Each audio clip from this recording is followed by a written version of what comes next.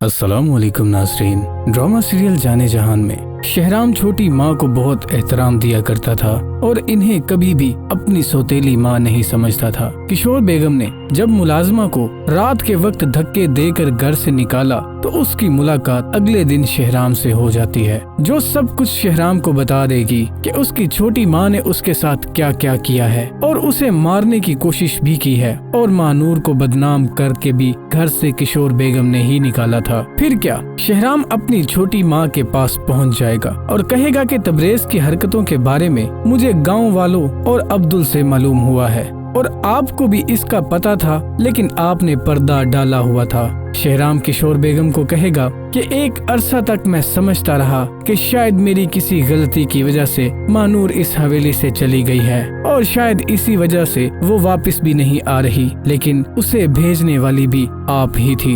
दूसरी तरफ तबरेज अपने कपड़ों का बैग उठाए गुलजेब के घर मुंतकिल हो जाता है और वो गुलजेब के घर में ही रहने लगेगा। गुलजेब तबरेज के साथ बहुत खुश है कि उसका खामिद उसके साथ रह रहा है। वो उससे कहेगी कि आप इधर मेरे साथ रह रहे हैं तो आप अपनी माँ को क्या जवाब देंगे, जिस पर तबरेज कहेगा कि वो किसी का जवाब दे नहीं है। इधर कबीर शायद अपनी गलतियाँ सुधारने में लगा हुआ है।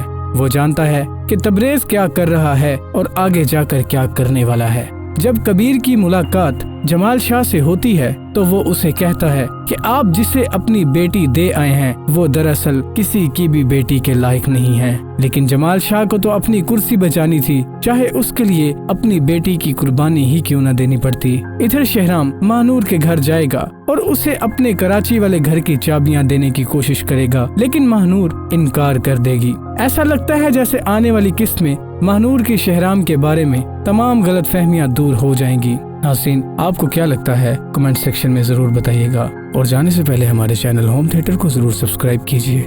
खुदा हाफिज।